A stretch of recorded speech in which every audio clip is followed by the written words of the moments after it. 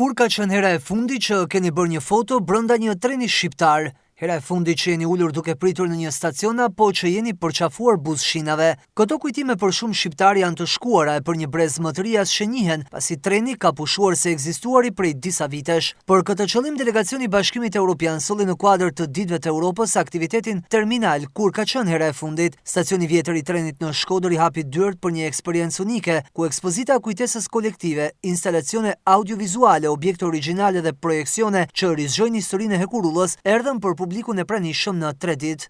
A lot of the artistic projects that we funded with Europe. Shumë projekte që ne zgjodhëm për Ditën e Europës kanë të bëjnë me identitetin, me faktin që ne të rizbulojmë veten tonë. Stacionet si ky stacion treni janë hapësira që depertohen dhe do të depertohen nga kujtesa jonë, qoftë ajo individuale apo kolektive. Le të mendojmë sa njerëz kanë kaluar këtu, janë përqafuar këtu.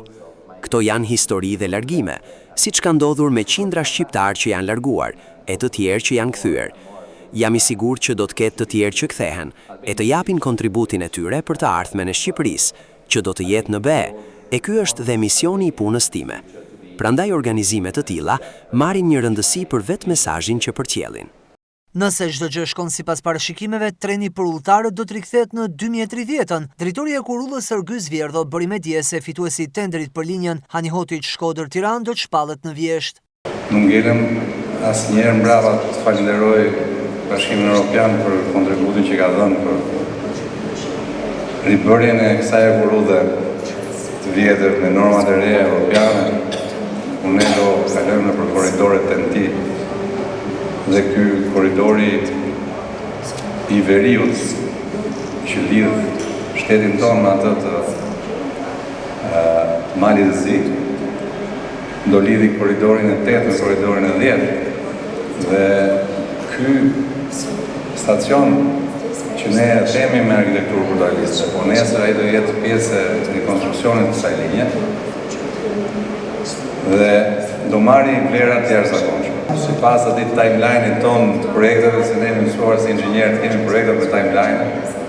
Sot jemi në pjesën e fundit të procedurës të tenderimit dhe shumë shpejt në vjeshtën e këtij viti do marrim vesh se kush do jetë fituesi. Bashkë me Bashkimin Evropian, ashtu si me IFI që janë EBRD dhe EIB. To vendosim se kush do jetë ai që do ta marrë në dorë të projektit i cili është gjys për gjys zgrant nga Bashkimi Evropian. Lidhja besoj dhe me shpresë plot që në vitin 2030 ne të kemi një linjë që lidh Tiranën me Shkodrën dhe me Malin e Zi. Të pranishmit u bën pjesë e manomvrave të makinistëve dhe shijon performancat pop jazz dhe poezit nga Eda Zari, Rani Kria, Ergys Shehu, Enkelida Elbasani dhe kolektivi Kult 360.